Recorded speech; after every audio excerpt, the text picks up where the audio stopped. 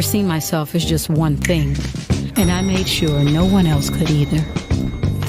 By staying true to myself, making my own path, rising above expectations, and opening the door for others to be their true selves. The first spirit, made with VSOP Cognac, finished in bourbon casks, Martell Blue Swift, soar beyond the expected.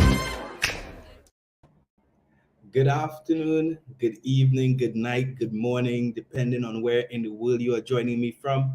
I am Alluminati, and this is the Crypto and Cognac podcast show. As always, coming to you live every Thursday. For now, 2 seasons. Well, season 3 is upon us. 3 seasons, 3 episodes. Guys, tonight, as usual, season 3, I'm going to be kept company by my Martell VS Cognac. I'm going to need this evening because what we're going to be talking about is one of the most talked about topics in the crypto space right now, one of the most demanded topics since we've launched this podcast, FTX, SBF. And we have a lot to talk about. As always, nothing that we share here should be misconstrued as financial advice. It is all about information, conversation, and education. The ICE rule, right? So I'm looking forward to you guys keeping me company as we run through this entire saga.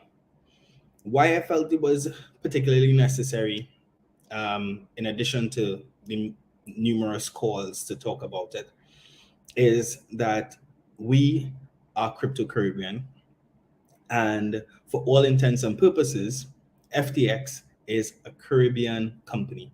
FTX is registered in Antigua and Barbuda and is head officed in Bahamas. So they are very much a Caribbean crypto company. Whether that's fortunate or unfortunate at this time, that's for you guys to decide. How are we gonna start this conversation? I had to put some stuff together because it's a lot. It's a lot to talk about. And so I have my little notes here as a reminder. So like I said, Caribbean company. It is a huge organization, right? So for those of you who have been following the story, FTX has once the 3rd largest exchange in the cryptoverse, has since collapsed. They filed for bankruptcy, and this bankruptcy includes 134 different organizations and subsidiaries across the world, right? And it's quite a wide-reaching pool of organizations, and the liquidators have only now started to kind of piece it out, and they've kind of broken up the whole empire into 4 sections. So they have the WRS silo, they have the Alameda silo, they have the Ventures silo, and they have the .com silo. And at the top of that, we have Sam Bankman-Fried, who is the founder of FTX, right? One of the things we're going to talk about here, particularly, and why it's particularly important, is because we're going to be talking about FTX's inability to return customers' funds for whatever reason, right? Now, everything we're going to talk about here is stuff that is in the public domain. Nothing has gone through the court process yet, so nothing has been proven, so it's all alleged, right? So we want to just make that clear, but we've taken different sources, all from in the public domain. So this is not Crypto Caribbean say, this is us pulling on what other people have said. So this particular part, we've taken it from FTX terms of service specifically, and it speaks to how they were supposed to treat with customers' funds. And it says that title to your digital assets shall at all times remain with you and shall not transfer to FTX trading.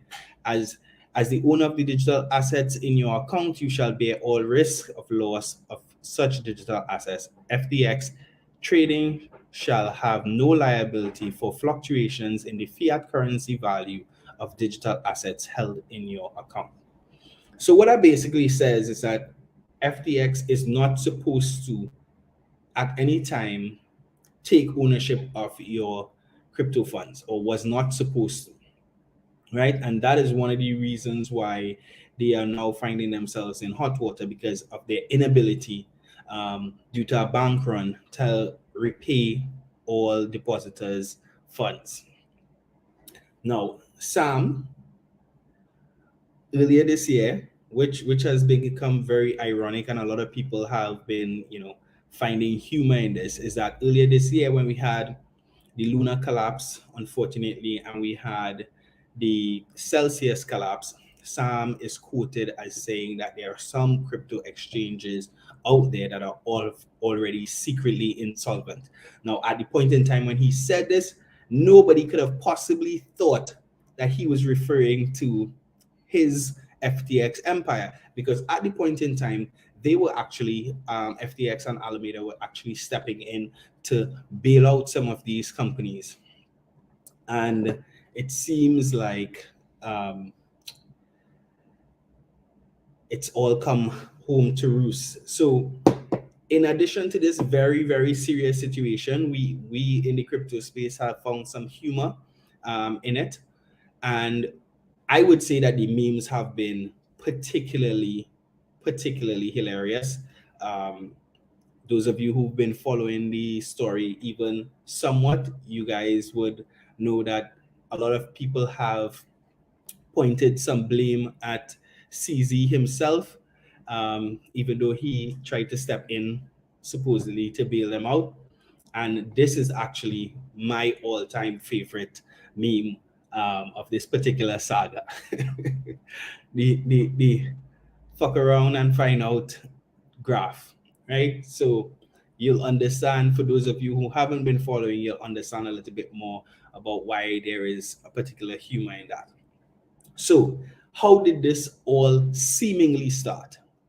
So CoinDesk article pointed to the fact that the FTX Alameda empire seemed to have a lot of blurry lines in terms of designating what was FTX's assets and what was Alameda's assets, and how those two sets of balance sheets interacted with each other. At the point in time, Alameda's balance sheet of assets spoke to $14.6 billion in assets. And you will see why that was particularly concerning, because over a third of those assets were held in FTT, which is FTX's token, right? So when the story broke, people started commenting on the fact that of the $14.6 billion of assets, it was against which they had 8 billion of liabilities on their books. 3.6 billion was actually in FTT tokens, and then another 2.16 was held in FTT collateral. So that's already 5.7 or 5.82 billion in assets that were associated with the FTT token, right? In addition to that, they had 3.37 billion in Sol or Solana tokens, which is another heavily FTX and SAM backed project. So as people started looking at the what they were asserting as being assets, more and more questions started to be raised about the particular balance sheet, right? Now, why is 5.82 billion in assets? Why does that raise a particular red flag to some people? The reason is that if you check CoinMarketCap or CoinGecko, at the point in time, the total market cap of FTX's token was supposed to be $3 billion, and the fully diluted market cap was supposed to be $8 billion. So if the market cap at the time was 3 billion, how were they asserting that they had 5 billion worth of FTT in their asset on their balance sheet? So more questions started to be raised, and at this point is where CZ got involved, and CZ tweeted out that as part of Binance's exit from FTX equity last year, Binance received 2.1 billion USD equivalent in cash and FTT, right? So due to recent revelations, and I'm sure he was talking about, well, I wouldn't say sure. We could suppose that he was speaking about the information that was alleged in the CoinDesk article, right? So due to recent revelations that have come to light, we have decided to liquidate any remaining FTT in our portfolio. He further went on to say that they will try to minimize the market impact by doing it a little bit at a time over a few months, right? Binance encourages collaboration between industry players regarding any speculation as to whether this is a move against a competitor. It is not. Clearly, he saw how it could be seen as such. Our industry is in its nascency, and every time a project publicly fails, it hurts every user and every platform. So yeah, CZ basically, and CZ has a huge amount of influence in this space. So when CZ made that comment, everybody else who wasn't paying attention before started paying attention. So he said liquidating our FTT is just post-exit risk management. Learning from Luna, that reference would have sent alarm bells through the space.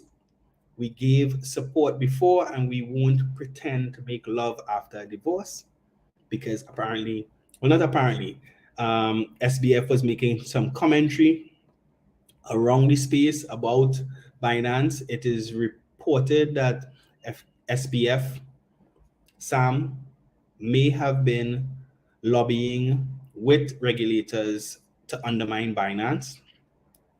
CZ didn't take kindly to that. So he said, we are not against anyone, but we won't support people who lobby against other industry players behind their back onward.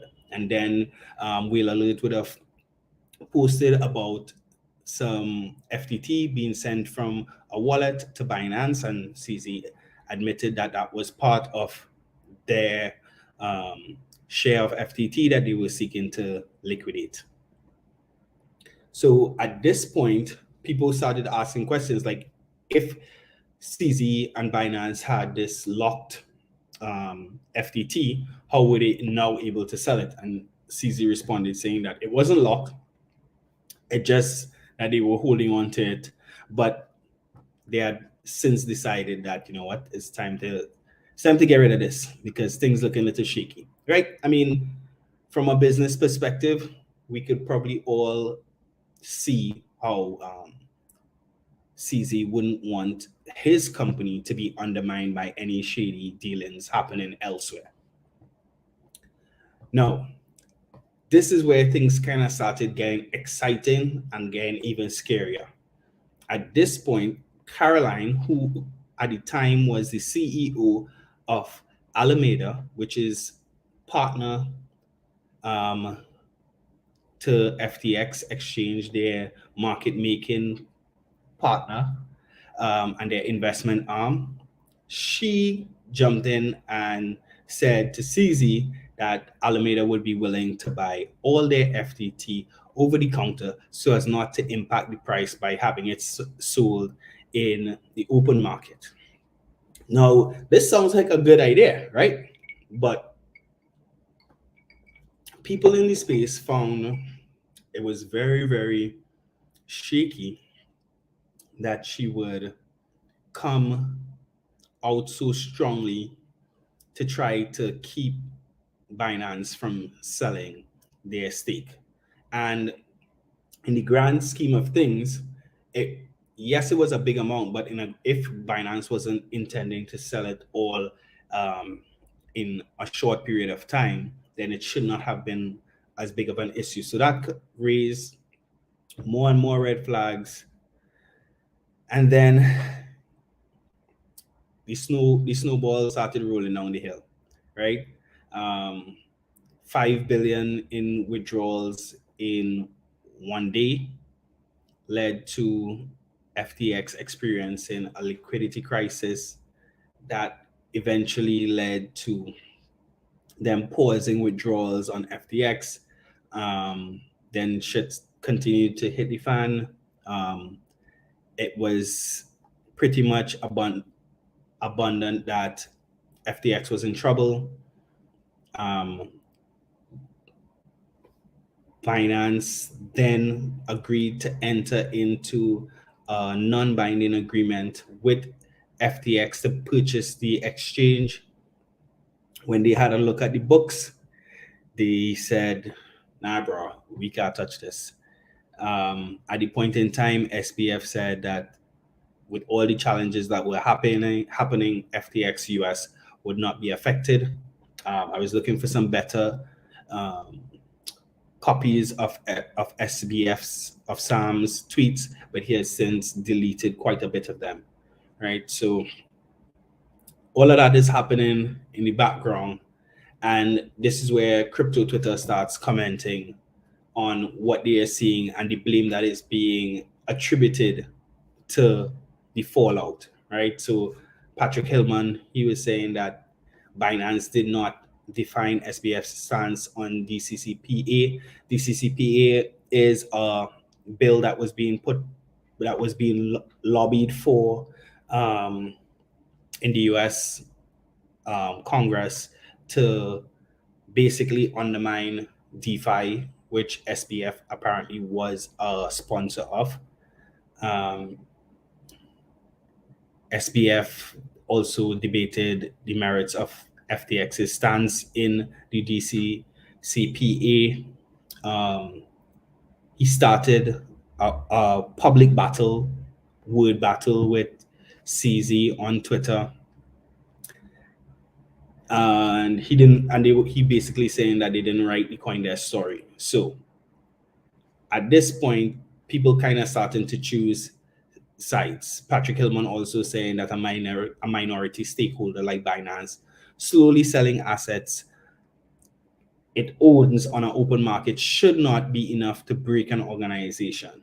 That is not the message you want to be sending to the community. So this is how people felt after Caroline jumped up and said that, you know what, they wanted to buy Binance's stake, OTC. Now, since the story broke about the failure of FTX, you know, they always say hindsight is 2020 vision. So people have gone back and we've noticed a trend of things that were happening in the background since earlier in the year. So in August, we saw co-CEO of Alameda, Sam Trabucco, tender his resignation. That was in August. He stepped down from his role as co-CEO. We also saw Brett Harrison step down as president of FTX in September. And people started, you know, at that point in time, some people who were paying attention had already started asking questions about why top executives in the company had started moving away. Only to find out that FTX, Sam, were being probed by the Texas security regulators for their interest in purchasing Voyager. So all these questions were kind of being bandied around the industry, but only when I guess the house of cards started to fall that everybody kind of started piecing all these things together. And we continue to piece things together on a daily basis, on a minute by minute basis. And, it feels like things are getting even more hectic every single moment. Like every time you think, okay, damn, this is a shit show, it gets even shittier. Ben Armstrong, who had been a serious critic of Sam for a very long time, he even went viral for having almost like a fit on his show, cussing, arguing about Sam at a point in time. At the point in time, the whole crypto industry or most of the crypto industry was pretty much laughing at him for being a spoiled brat. And, he's been vindicated since then, as we've learned more and more about Sam's dealings. So this was since October 29th. He said, 6 weeks ago, I first started sounding the alarms that SBF was deep into plans to create a federal bit license. After yesterday, there should be no more questions about what this man has been trying to do in crypto. He's coming for DeFi and peer-to-peer transactions. So that's speaking specifically to the DCCPA document. Also, this page, Dirty Bubble Media, they were some of the earliest to break the Celsius scandal, the Luna scandal, as the case may be. And they, since as early as, I'm not seeing it properly there, but that looks like the 4th of November, they were talking about the fact that Alameda might be insolvent. So all of this was happening in the background long before CZ even made his tweet. And these are some of the things that may have come across CZ's desk that led him to making the decisions that he ultimately made in terms of selling his stake in FTT. So liquidating our FTT is what he said. It's just post-exit risk management, learning from Luna. We gave support before, but we will not pretend to make love after divorce. So yeah, CZ was kind of clear that after what they found out about Sam's dealings and the various connections with FTT and Alameda, they were uncomfortable continuing to participate and hold that particular asset. Now, what happened subsequently, we saw, like I said, a bank run on FTX. And Jason Chow here is showing the outflows and inflows of stable coins on the two exchanges. So over 451 million in stable coins, USDC, USDT, left FTX, and maybe as much as 411 million of that found its way to Binance. So you could see why people would have felt like this was a direct play by Binance to acquire FTX's market share with this particular move. Now, since the bankruptcy, since the whole shit show, FTX's liquidators have assigned a new CEO, John Ray the third, and he is someone who has worked on a lot of big liquidations, including Enron. And he, as he continues to dig behind the scenes of this thing, he has said that never in my career have I seen such a complete failure of corporate controls and such a complete absence of trustworthy financial information as occurred here. He basically said, from compromised system integrity and faulty regulatory oversight abroad to concentration of control in the hands of a very small group of inexperienced, unsophisticated, and potentially compromised individuals, this situation is unprecedented. So more and more information continues to come to the front, but basically the guys who are looking on have don't have a lot of good things to say about what they are finding. It looks like the wreckage that is behind the scenes is much worse than anybody could have thought, could have planned for, and it's really, really kind of tragic. Now, why it's tragic is because it directly impacts the perception of the crypto market. FTX being, like I said, at one point the third largest crypto exchange. But one of the things that I want to make a distinction here between FTX as an exchange and crypto itself is that FTX's platform is not really a crypto platform, or it does not follow the main tenets of crypto as established by, for example, Bitcoin being a decentralized, independent structure.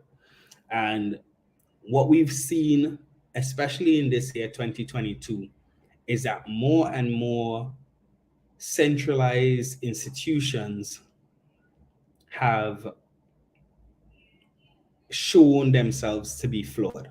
And most times these flaws come down to the people, right? And it's one of the reasons why Bitcoin was invented in the first place, because it was supposed to introduce a trustless system where you no longer have to trust the behaviors and actions of individuals. You could just trust the protocol. So while this is going to be a significant blow to the crypto space, I think it reinforces some of the key tenets of crypto and blockchain. Decentralization for one, self-custody two. In all these situations,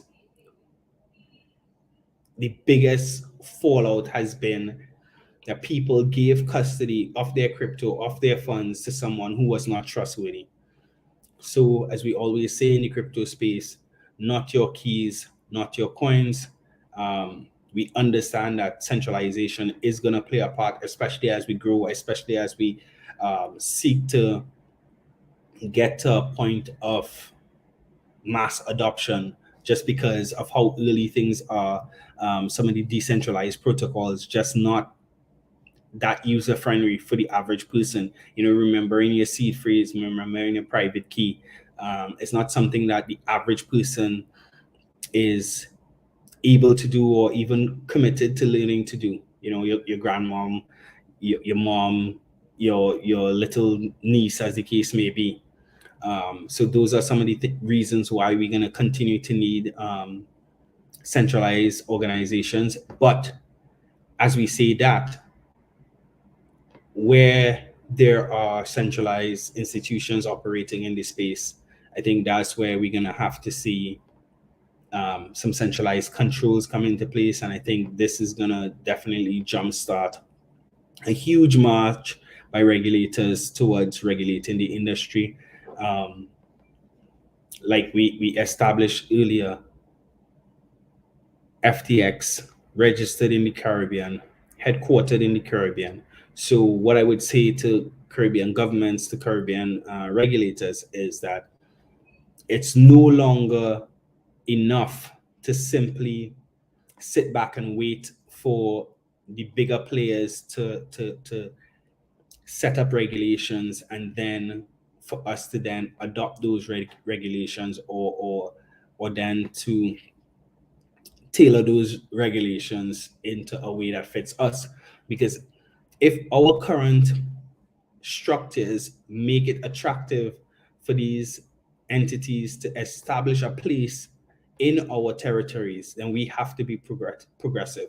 So we would love to see the different central banks across the region. We'd love to see the different governments across the region reach out to the people in the know, reach out to the technical people in the space, and start that conversation towards putting regulatory frameworks in place to protect people from having another Luna, another Celsius, another FTX happen to them. And those are some of the things that we are particularly keen on having those conversations. This whole shenanigan has been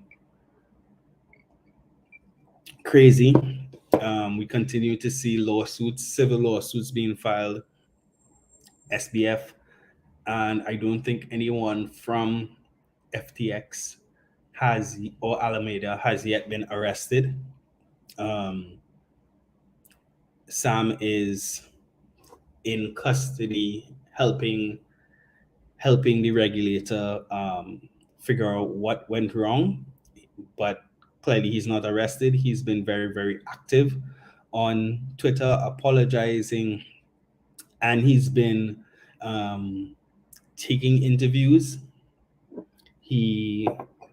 A conversation between him and a journalist was leaked as early as today, where he was very flippant at minimum about what happened, what transpired, some of the mistakes that were made by himself and his team in terms of how they managed the business, how they custodied people's funds. A lot of questions are being asked of him and why he hasn't yet been arrested. Does it have anything to do with his political connections, the connections of his family? SBF was the second largest donor towards the Democratic Party in the recently concluded midterm elections. He has been a consistent supporter and financier of the Democratic Party. He had kind of initially said he was willing to put up as much as $1 billion towards the next election and had to kind of walk that back. So there has been a lot going on around that particular conversation. People trying to figure out, why hasn't he been arrested yet? People have been asking, why nobody from Celsius has been arrested yet? Why has Duquan not been arrested yet? It seems like all these players in the centralized space who have caused fallout, who have caused people to lose money, lose a lot of money, as a matter of fact. What is holding back the government or the regulators from putting them in cuffs, which is, what people think should be the start of the conversation. Yeah, I mean, definitely, I think it's gonna be a big setback to the growth and the adoption of crypto by the masses. But I think maybe it's a good opportunity for people to kind of refocus on those original tenets of crypto, of Bitcoin, of blockchain in general,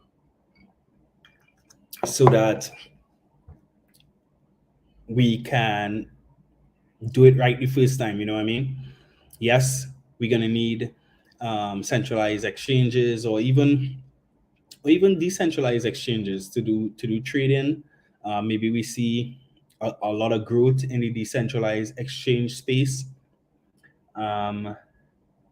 But I think we're gonna see a lot more people being more focused on custodying their own money, which I think is an important step. But nobody in this space could say that this incident is not going to be a huge, or has not been already, a huge setback for this space as it relates to adoption. Also, since they have filed for bankruptcy, their wallets have been hacked, and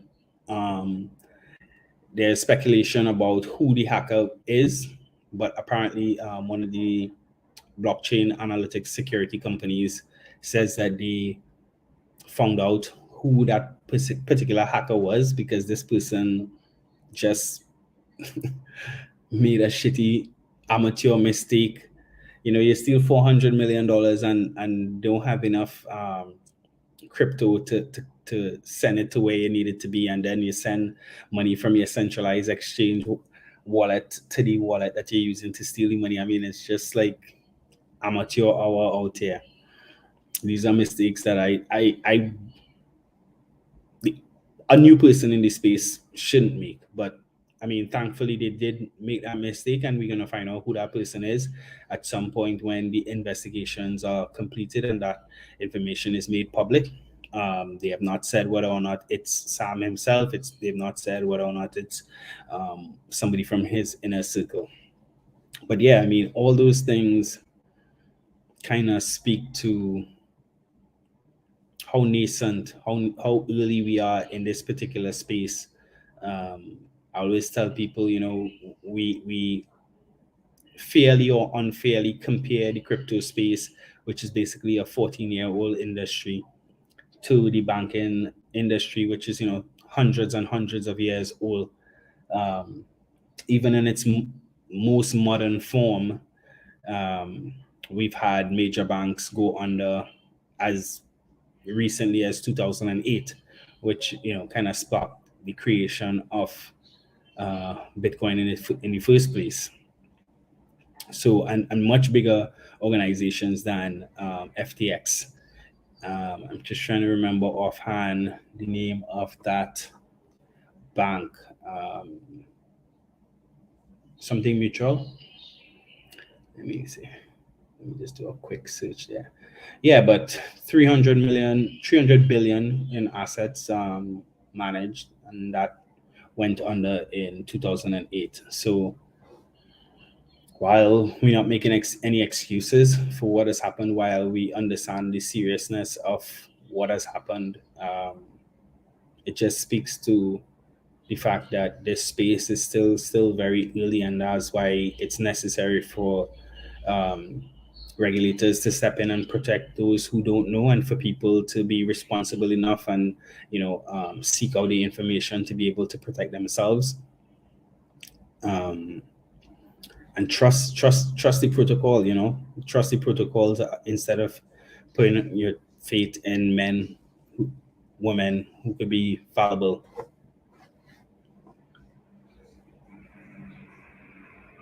So yeah, guys, if you have any more questions, you can just drop them in the comments as we continue to discuss this particular situation. I had like 10,000 other things to talk about, but yeah, well, Lehman Brothers was one, but Lehman Brothers was more of an investment bank. I'm gonna let me take 2.2 seconds to find it.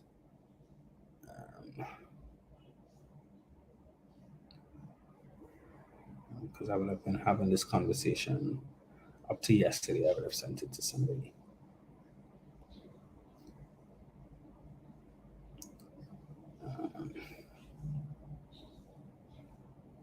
Bear with me, guys. Bear with me. So yeah.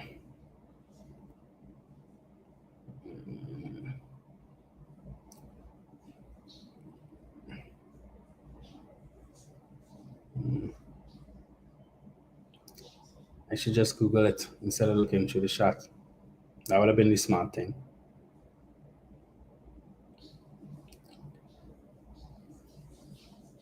Let's go talk to our friends, Google.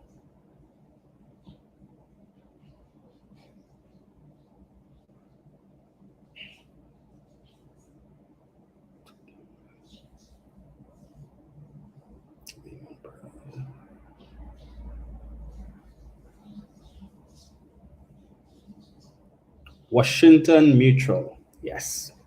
Washington Mutual is the bank that went under in 2008. It's the largest bank failure in US history.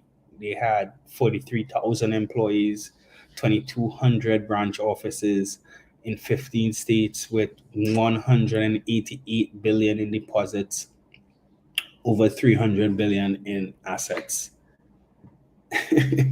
Yeah, Google should have been the smarter play from jump.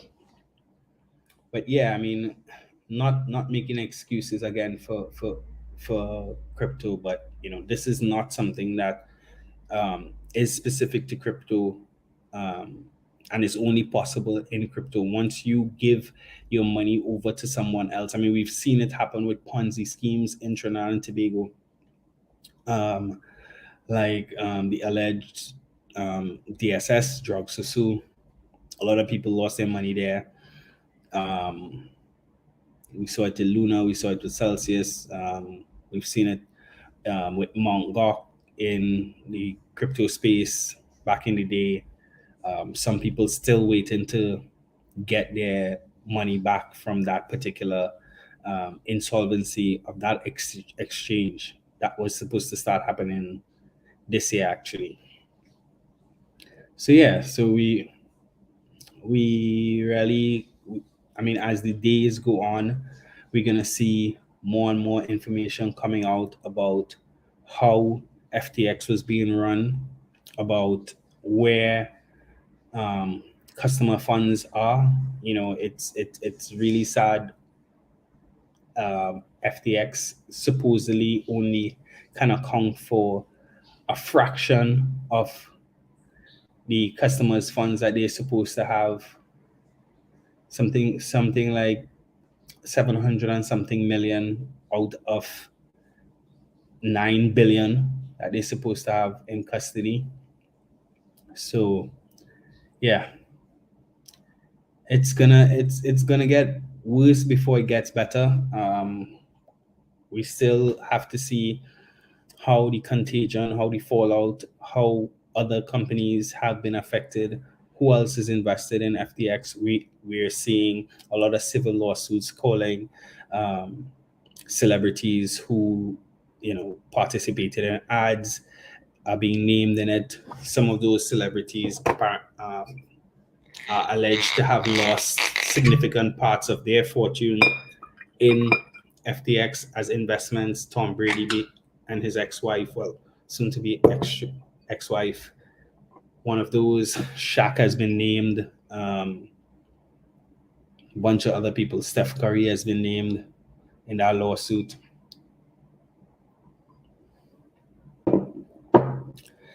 Yeah.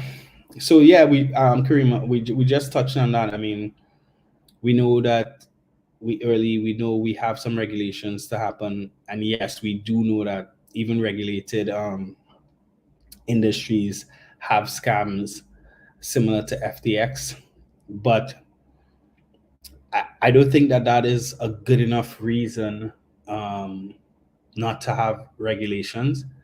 For me, I have always said that regulations are important for as long as we have centralized players, as long as the regulations aren't intended to impede innovation and impede the freedom of persons. So, for example, making decentralized protocols like Bitcoin somehow illegal, I think that impedes on people's freedom of choice. If I can make an informed decision that I prefer to go with a decentralized protocol as compared to a centralized organization, then I'm free to do that, right? And then I have to abide by the rules of the protocol, right? Whatever code is written into that protocol, I have to abide by that. Where we need centralized regulators, I think, is when we are investing in centralized institutions like an FTX, who have written certain rules into their terms and conditions, but then they have individuals, they have the human element who can then go around those rules that they have established themselves, then I think we definitely need to have, again, human intervention to kind of manage those potential outcomes. Because once it's code, the code has to follow what the code says, but humans don't have to follow the rules, and that's why we humans need policing. And that's why, I think ultimately the opportunity here is for us to move away from those heavily invested human institutions like centralized exchanges.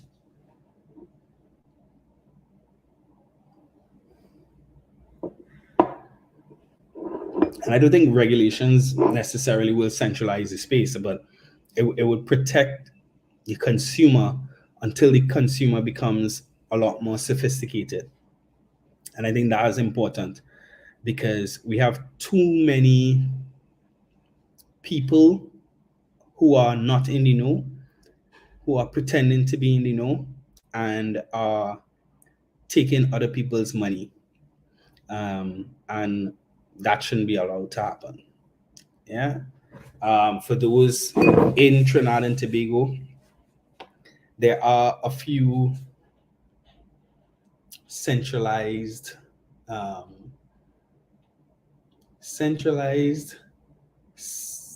institutions that operate in very much a pyramid structure.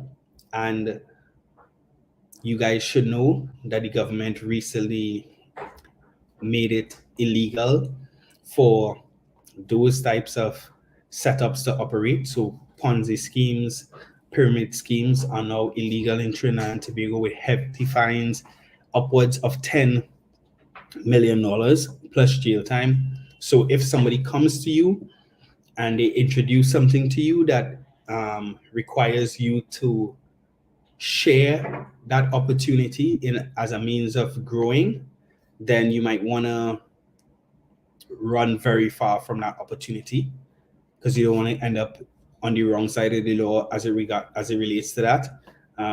If this person is somebody close to you, a family member maybe, you might want to advise them of the law and maybe get them to do the right thing.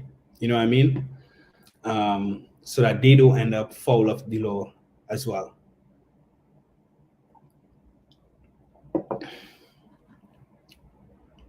Yeah, guys. So, I always forget that I could show the questions.